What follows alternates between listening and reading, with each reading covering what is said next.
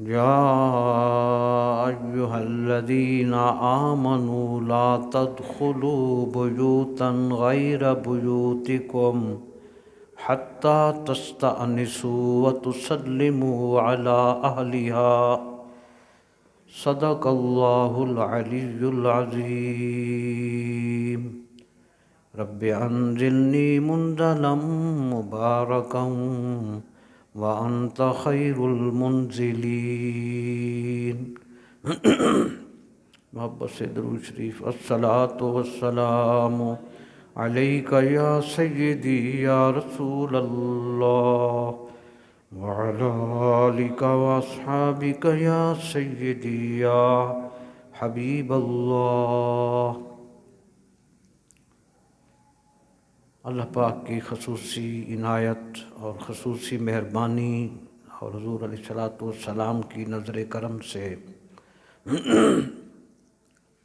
آج کا موضوع ہے اسلامی معاشرہ کی خصوصیات اور اس کے تقاضے. اللہ تبارک و تعالی قرآن مجید میں ساری کائنات کے تمام انسانوں کا جب ذکر فرماتا ہے تو ان کی دو قسموں کا بیان کرتا ہے. نمبر 1 اہل کفر اور نمبر 2 اہل ایمان. ان دونوں انسانوں کی زندگی کے مقاصد جدا جدا ہیں اور ان کا انجام بھی الگ الگ.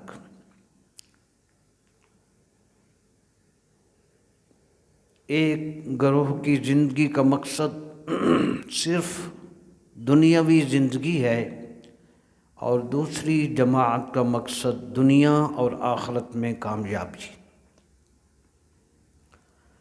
ارشاد باری تعالی ہے سورہ البقرہ کی آیت نمبر 201 میں فرمایا، اور کچھ لوگ ایسے ہیں جو کہتے ہیں اے ہمارے رب ہمیں دنیا ہی میں سب کچھ دے دے، وما لہ فی الآخرۃ من خلاق، تو ایسے شخص کے لیے آخرت میں کوئی حصہ نہیں. اور بعض لوگ ہیں جو کہتے ہیں ربنا آتنا فی الدنیا حسنہ وفی الآخرۃ حسنہ وقنا عذاب النار. اور بعض لوگ وہ ہیں جو کہتے ہیں اے ہمارے رب ہمیں عطا فرما دنیا میں بھی بھلائی اور آخرت میں بھی بھلائی اور ہمیں آگ کے عذاب سے بچا. تو دونوں انسانوں کی زندگی کا مقصد اس آیت میں بیان کیا کہ کافر صرف دنیا چاہتا ہے اور مومن دنیا میں بھی بھلائی اور آخرت میں بھی کامیابی چاہتا ہے. تو جب کسی مسافر کی منزل جدا ہو تو اس کا راستہ بھی جدا ہوتا ہے. مثلاً کراچی کا مسافر پشاور کی گاڑی کا کبھی نہیں سوچے گا، وہ اپنی جو اس کی منزل پر جانے والی گاڑی ہے وہ اسی کو فوکس کرے گا. تو جب دونوں مسافر الگ الگ گاڑیوں پر سفر کرتے ہیں اور جب ان دونوں کا سفر مکمل ہوتا ہے تو دونوں الگ الگ اپنی منزل پر پہنچ جاتے ہیں. ایک کراچی پہنچتا ہے اور دوسرا پشاور. تو کفر اور ایمان کے حوالے سے قیامت کے دن کافر اور مومن کے مقامات الگ الگ ہوں گے اور ہیں. کفار کے بارے میں اللہ تعالیٰ کا ارشاد ہے اس قیامت کے دن دیکھ لے گا ہر شخص جو اس نے آگے بھیجا. ٹھیک ہے جی، ہر شخص دے گا دیکھ لے گا. ینظر المرء ما قدمت یداہ، ہر شخص دیکھ لے گا جو کچھ اس نے آگے بھیجا. وَيَقُولُ الْكَافِرُ يَا لَيْتَنِي كُنْتُ تُرَابًا، اور کافر شدید حسرت کے ساتھ یہ لفظ کہے گا یا لیتنی کنت ترابا، قیامت کے دن کافر کہے گا کاش میں خاک ہوتا۔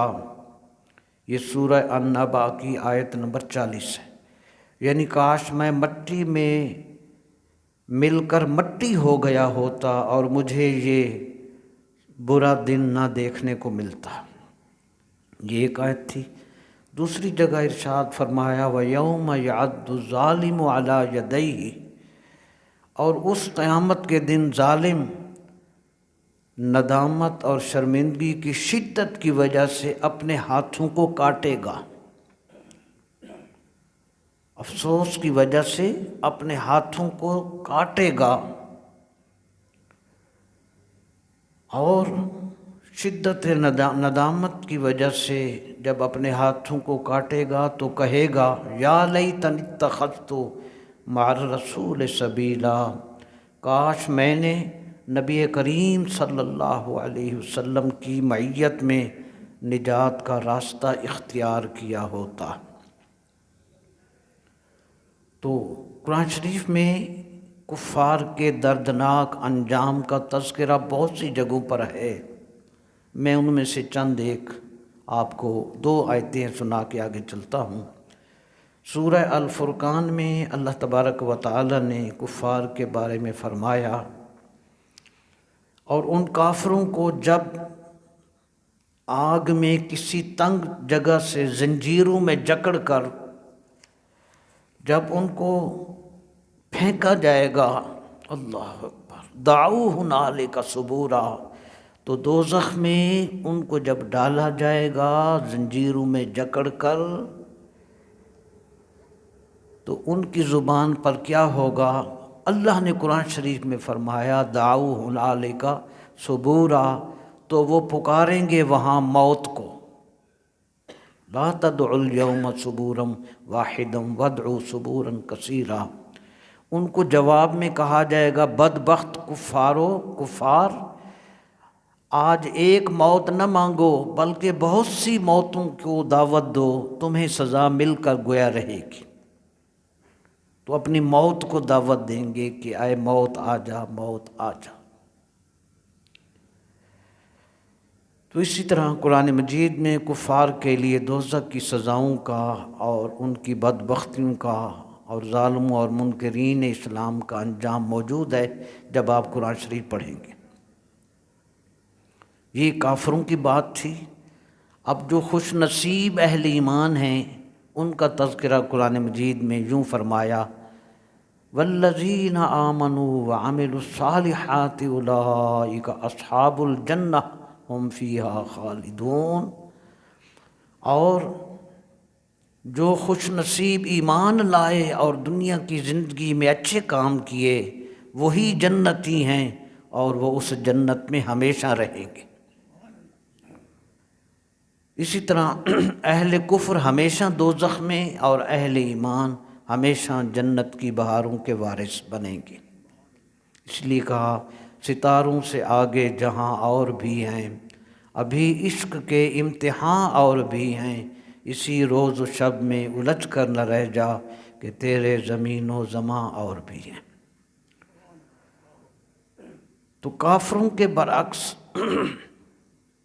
دنیاوی زندگی میں چونکہ ایمان والوں کی زندگی الگ، ان کا انجام بھی الگ، کافروں کی زندگی اور طرح کی تھی، ان کا انجام بھی جدا۔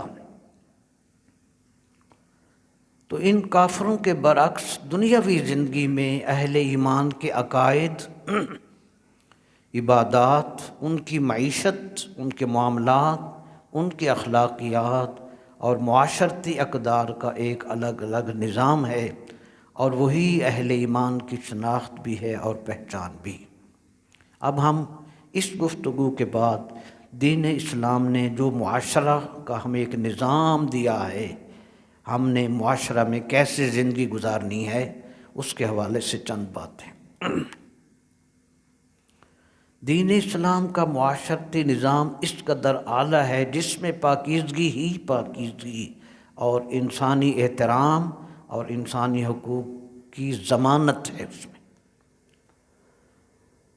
قرآن و سنت نے اس مقصد کے لیے کہ ہماری معاشرتی زندگی یہاں کا رہن سہن محفوظ ہو، پاکیزہ ہو، سب کی عزت محفوظ ہو، سب کے اخلاق اعلیٰ ہوں اور سب میں طہارت و پاکیزگی کے جذبات پروان چڑھیں، قرآن و سنت نے پورا خلاصہ عرض کر رہا ہوں۔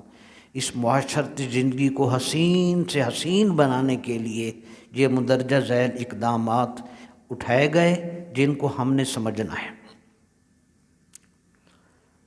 معزز برادران، اب یہ چھوٹے چھوٹے پوائنٹس ہیں، ان کو آپ سن لیں گے، زندگی سنور جائے گی۔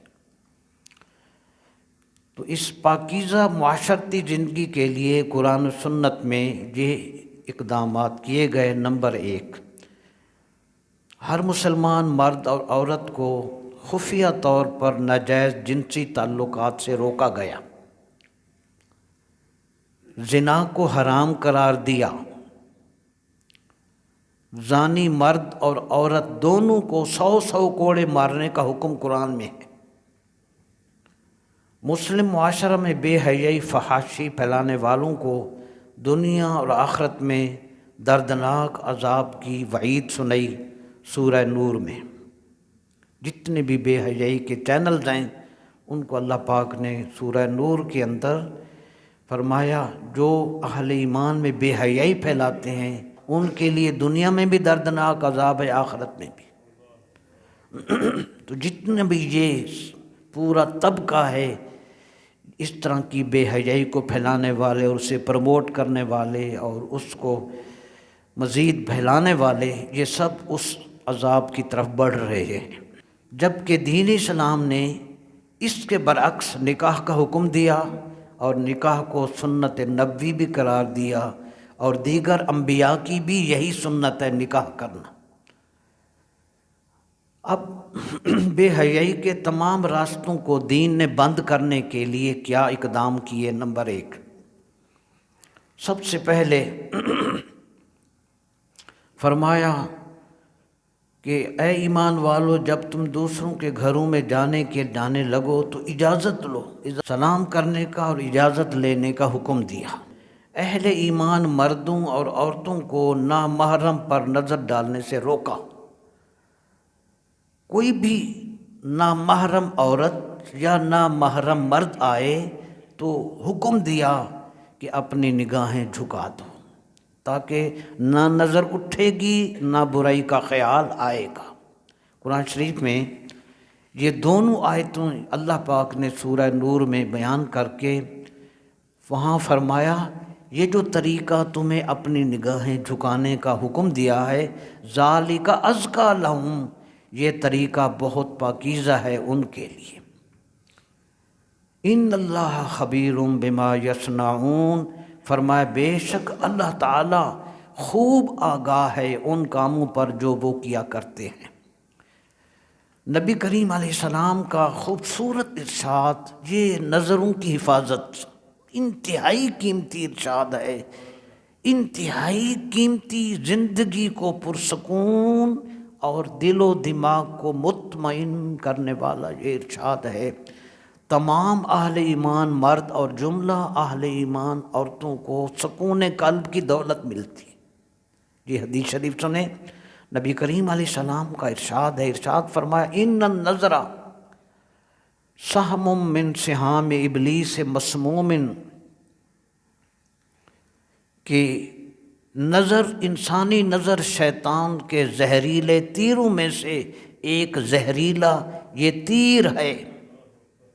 من ترکہ مخافتی ابدلتہ ایمانا یجد حلاوتہا فی قلبہ، اور فرمایا جو اس کو یعنی نظر کو میرے خوف سے، بری نظر کو ترک کرتا ہے، کسی کی طرف غلط نگاہ نہیں اٹھاتا، تو فرمایا کہ اللہ پاک نے ارشاد فرمایا میں اس مسلمان مرد اور عورت کو ایمان کی ایسی نعمت عطا کروں گا جس کی مٹھاس وہ اپنے دل میں محسوس کرے گا اور اسے سکون قلب عطا ہوگا۔ آج کتنی دوائیاں سکون کے لیے کھا رہے ہیں، اللہ نے ہر مسلمان کے لیے یہ سکون قرآن شریف میں بیان کرتی ہے، یعنی اس کو سکون قلب کی لذت عطا ہوگی، وہ مطمئن زندگی گزارے گا جو اپنی نگاہوں کی حفاظت کرے گا۔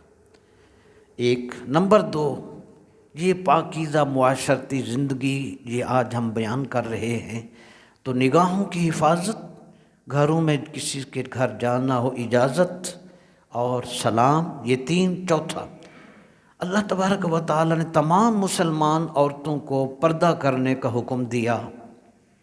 تمام مسلمان عورتوں کو جو محارم ہیں، یعنی جن سے نکاح نہیں ہو سکتا، باپ ہے، بیٹا ہے وغیرہ، ان کے علاوہ باقی ہر مسلمان سے پردہ کرنے کا حکم دیا ہے۔ اس کی اہمیت اتنی زیادہ ہے، ہم ان چیزوں پر غور کر کر سمجھ کر اٹھیں کہ یہ ہماری زندگی ہے، یہ ہماری بقا ہے، یہ ہمارا سکون ہے، یہ ہماری عزت ہے، یہ ہماری آخرت ہے، یہ ہماری جنت ہے، کہ پردہ اتنا اہم۔ یہ ترمذی شریف کی حدیث ہے کہ رسول کریم صلی اللہ علیہ وسلم تشریف فرما تھے اپنے گھر میں، حضور پاک صلی اللہ علیہ وسلم کی خدمت میں حضور کی ازواج مطہرات آپ کی خدمت میں حاضر تھیں۔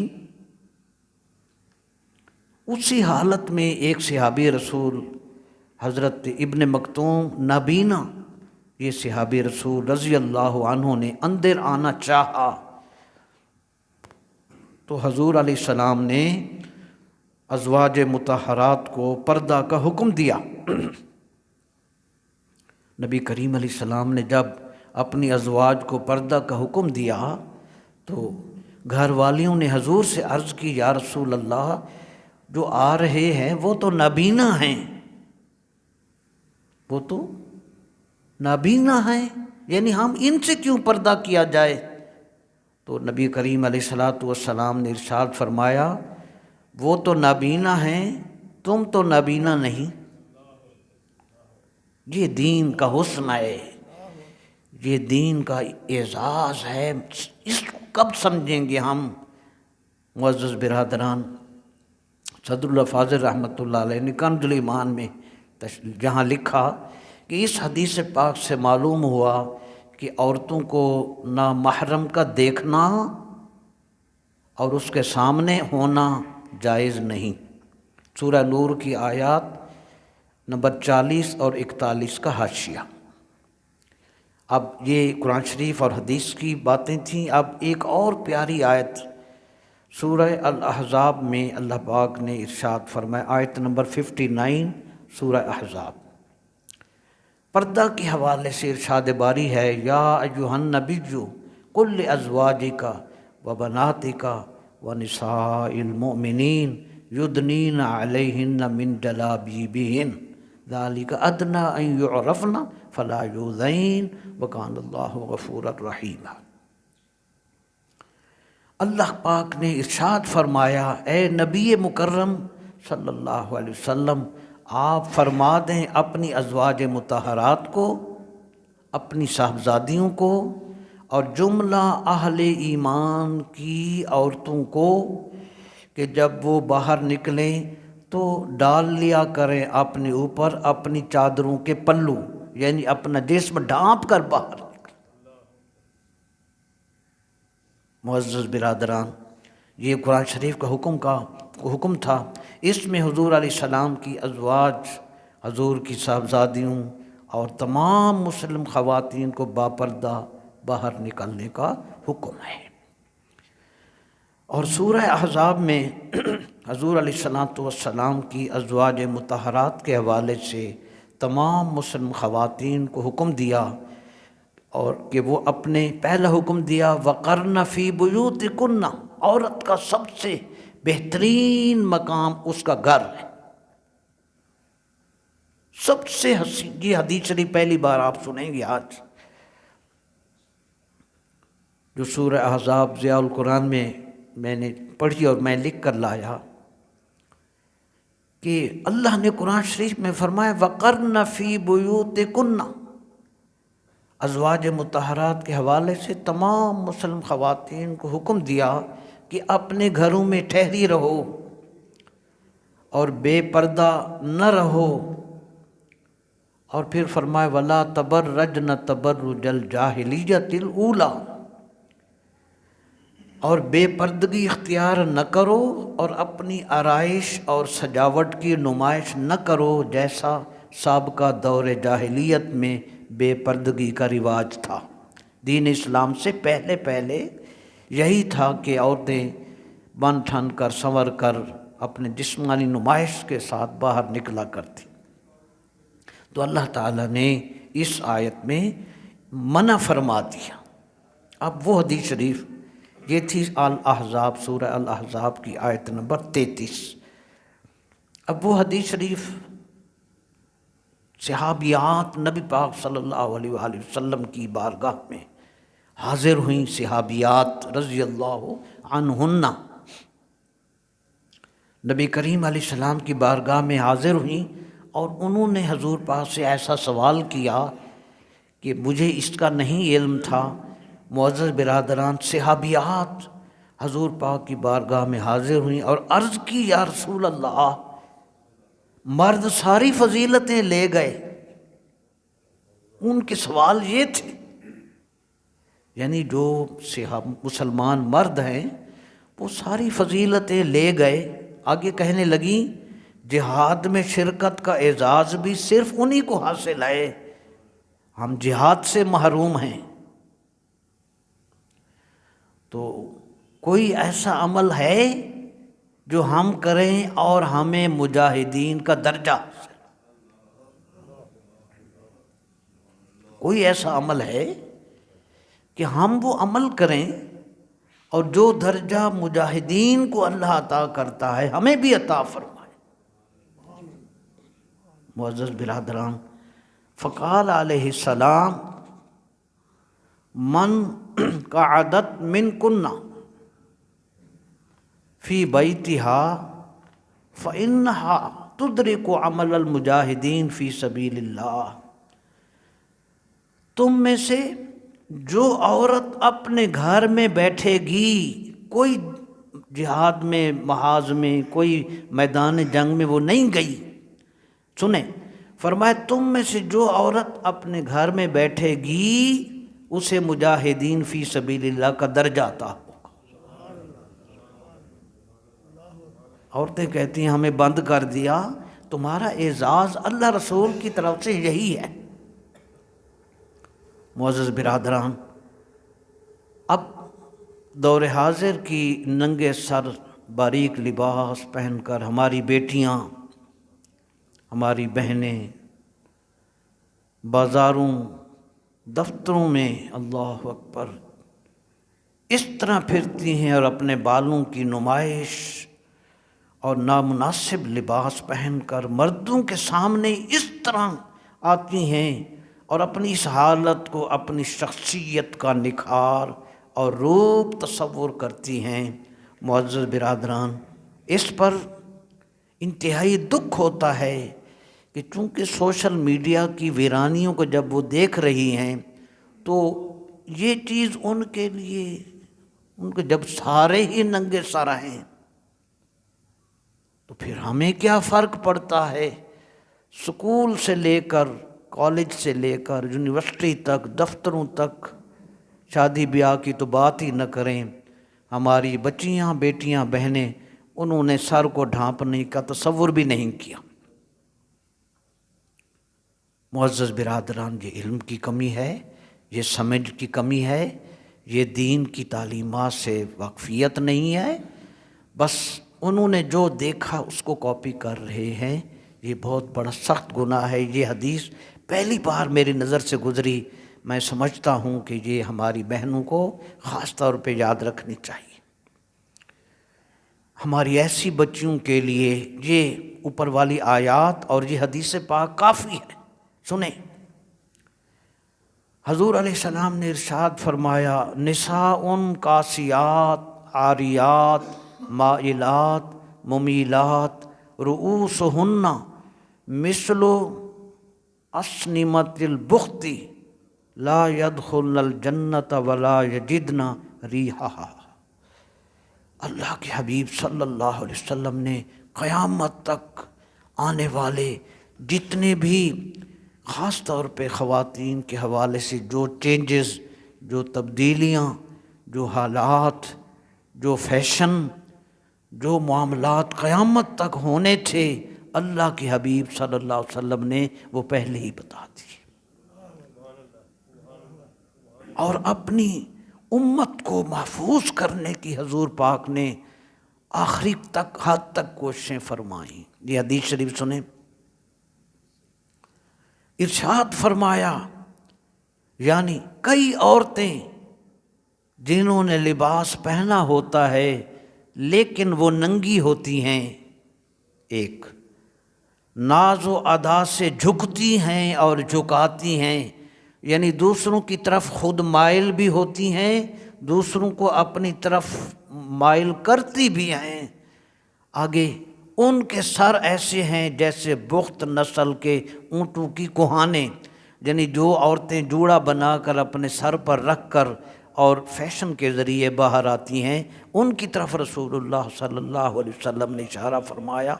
سب سے بڑھ کر جو ان کے لیے نقصان ہے، ایسی بچیوں، بیٹیوں، بہنوں کے لیے، نبی کریم علیہ السلام نے ارشاد فرمایا یہ جتنی بھی عورتیں ہیں، فرمایا لا يدخلن الجنت، یہ جنت میں نہیں جائیں گی، ولا یجدن ریحہا، اور نہ ہی جنت کی ان کو ہوا لگے گی۔ معزز برادران، ہم نے ان چیزوں کو اچھی طرح سمجھ کر اٹھنا ہے، اور اس کی آگے ہم نے اپنی بیٹیوں کی تربیت بھی اسی طرح کرنی ہے۔ دور حاضر میں اسلامی طرز معاشرت اور پردہ کرنا آج ایک چیلنج ہے، ایک چیلنج کی کیفیت اور حالت بن چکی، کیونکہ سارے راستے بے حیائی اور نئے نئے فیشن ڈیزائن کی طرف، پارلر کے معاملات کی وسعت آپ دیکھ رہے ہیں۔ اب پارلر جانا ہر ایک کے لیے لازمی ہو چکا، اور اپنی سجاوٹ کے راستے کھلے تو نئے فیشن کی طرف تیزی سے سارے راستے جا رہے ہیں، اور سوشل میڈیا کے مختلف چینلز اس کے روح رواں ہیں۔ اور اگر کوئی خوش قسمت بیٹی ایسی برائیوں سے منہ موڑ کر، اللہ اکبر، آج کے دور میں بھی اگر کوئی خوش نصیب ہماری بچی ان تمام برائیوں سے منہ موڑ کر، معزز برادران، وہ آج بھی اگر سیدہ فاطمہ زہرا رضی اللہ عنہا کو اپنا آئیڈیل بناتی ہے تو انشاءاللہ اس کا حشر بھی قیامت کے دن سیدہ زہرا کے ساتھ ہوگا رضی اللہ عنہا۔ ایک اور اس پرفتن دور کے نقصانات اور پریشانیوں سے وہ محفوظ رہے گی، اور سب سے بڑھ کر یہ کہ اسے نبی کریم صلی اللہ علیہ وآلہ وسلم کے اس ارشاد گرامی کا بہت بڑا اعزاز حضور نے جو عطا فرمایا۔ ہم نے اس دنیا میں کتنا عرصہ باقی گزارنا ہے، اس کو پوری طرح ذہن میں رکھیں، کون رہا سب نے جانا ہے۔ اگر کوئی شخص 1 کروڑ بندہ بھی کسی کو لائک کر رہا ہے، ٹھیک ہے، تو اس نے قبر میں تنہا جانا ہے، کوئی ساتھ نہیں ہوگا۔ اور اس لیے قرآن کریم فرما رہا ہے ان الصلاۃ تنہا عن الفحشاء والمنکر۔ یہ 5 ٹائم جو ہم سجدہ کر رہے ہیں، اس کا کیا مقصد؟ کیوں یہ 5 فرض نماز ہر مسلمان مرد اور عورت پر کیوں فرض کی گئی؟ کیا ضرورت تھی؟ اللہ پاک نے اس کا مقصد قرآن شریف میں یہ بتایا کہ ان الصلاۃ تنہا عن الفحشاء والمنکر ولذکر اللہ اکبر، کہ یہ 5 ٹائم تمہیں وضو کرا کے پاکیزہ جسم تمہارا کر کے پاک لباس کے ساتھ جمعہ کے علاوہ دن میں 5 ٹائم نمازیں، یہ مکمل خشوع اور خضوع کے ساتھ تمہیں نمازیں اس لیے پڑھائی جا رہی ہیں کہ ان الصلاۃ تنہا عن الفحشاء والمنکر، کہ جب تمہیں نماز کی عادت مکمل مضبوطی سے تمہیں ہو جائے گی اور تم سجدے میں جاؤ گے تو اس نماز کی برکتیں تمہارے جسم میں، تمہارے ذہن میں، تمہاری روح میں، تمہارے خیالوں میں، ان کی برکتیں جب طلوع ہوں گی تو یہ نماز تمہیں ہر برائی سے روکتی، ہر بے حیائی کا در تمہارے لیے بند ہو جائے گا، تمہاری آنکھ بھی پاک ہو جائے گی، تمہارا جسم بھی پاک ہوگا، تمہارا ظاہر بھی پاک، باطن بھی پاک۔ نماز اس لیے ہے کہ ہمارا کردار، ہمارے اخلاق، ہماری سوچ، اس میں تبدیلی آئے، ہمارے جسم سے بے حیائی، برائی کا تصور بھی مٹ جائے۔ یہ دین ہمیں پاکیزہ معاشرتی زندگی عطا کرتا ہے۔ معزز برادران، چونکہ اس سخت چیلنج والے دور میں ہر بچی اس وقت سب سے آگے اعلیٰ تعلیم کے ساتھ، اعلیٰ ڈگریوں کے ساتھ، اعلیٰ ایک خوبصورت مکانات میں اور سب سے اعلیٰ لباس کے باوجود وہ اپنے سر کو ڈھانپنا عیب سمجھ رہی ہے۔ اس کو وہ نہیں، مسئلہ ہی کوئی نہیں، سارا ٹی وی دیکھو بھریا پیا ہے، ہر کوئی ننگے سر، مجھے کیا فرق پڑے گا۔ یہ بہت بڑی سوچ ہے پڑھے لکھوں میں۔ 60-65 سال کی عورت اسلام پہ لیکچر یوٹیوب پہ دے رہی تھی ننگے سر۔ میں نے کہا لا حول ولا قوت، خدا کا خوف کہاں گیا؟ بس تم نے 4 کتابیں پڑھ کے تو دین کا درس دینا شروع کر دیا۔ کیا حضور پاک کی گھر والیوں کو اللہ نے نہیں فرمایا وَلَا تَبَرَّجْنَ تَبَرُّجَ الْجَاهِلِيَّةِ الْأُولَىٰ، بے پردگی مت اختیار کرو؟ نماز کے لیے تو دوپٹہ لازمی ہے کہ نماز ہی نہیں ہوتی۔ جس طرح جسم کا ڈھانپنا فرض، اسی طرح سر کا ڈھانپنا فرض ہے۔ تو اس چیلنج والے دور میں، پریشانیوں کے دور میں، جب کہ بے حیائی کا ایک طوفان دن بدن بڑھ رہا ہے، تو مجھے آپ کو اپنا فرض اپنی بچیوں کے ذریعے سے انہیں باپردہ بنانے کے لیے ان کے سروں کو ڈھانپنا ہے، اور رسول اللہ صلی اللہ علیہ وسلم کی اور صحابیات کی سنت کو اختیار کرنا ہے کہ اپنے سر کو ڈھانپ کے رکھنا ہے۔ اور یا ایھا النبی قل لازواجک وبناتک ونساء المؤمنین یدنین علیہن من جلابیبہن، اے محبوب اپنی بیویوں سے، اپنی بیٹیوں سے اور ہر مسلمان عورت کو حکم دیں کہ جب وہ باہر نکلیں تو باپردہ ہو گئے۔ اور اس ٹائم جو بھی بچی نبی پاک کی سنت پر عمل کرتے ہوئے اس چیز کو اختیار کرتی ہے، اسے نبی پاک صلی اللہ علیہ وسلم کی طرف سے یہ بہت بڑا انعام عطا ہوگا۔ میرے آقا علیہ السلام نے ارشاد فرمایا من تمسک بسنتی عند فساد امتی فلہ اجر 100 شہید، مشکوٰۃ شریف۔ جو خوش نصیب میری امت کا فرد فتنہ فساد کے لمحات اور افراتفری اور دین سے دوری کے لمحات میں مجھ رسول اللہ کی سنت کو مضبوطی سے تھام کر رکھے گا، میری سنت پر مضبوطی سے چلتا رہے گا، اللہ تعالیٰ اسے 100 شہداء کا اجر و ثواب عطا فرمائے۔ یہ تحفے ہیں اسلامی معاشرت کے، اسلامی معاشرت کی خصوصیات۔ یہ آج موضوع تھا، ہمیں یہ دیکھنا ہے۔ بہت کچھ گزر گیا، زندگی اب چل چلو ہے، کسی وقت بھی پیغام آ جائے تو ہمیں کم از کم اللہ کی بارگاہ میں حاضر ہونا ہے، اور ہمیں اپنی زندگی کے بارے میں اللہ پاک نے فرمایا فَسَيَرَى اللَّهُ عَمَلَكُمْ وَرَسُولُهُ، جب تم یہ ساری زندگی قبر و حشر کی زندگی میں، قبر کی زندگی، دنیا کی زندگی گزار کر اٹھو گے، فَسَيَرَى اللَّهُ عَمَلَكُمْ وَرَسُولُهُ، تو تمہارے اعمال کو اللہ بھی دیکھے گا، اس کا رسول بھی دیکھے گا۔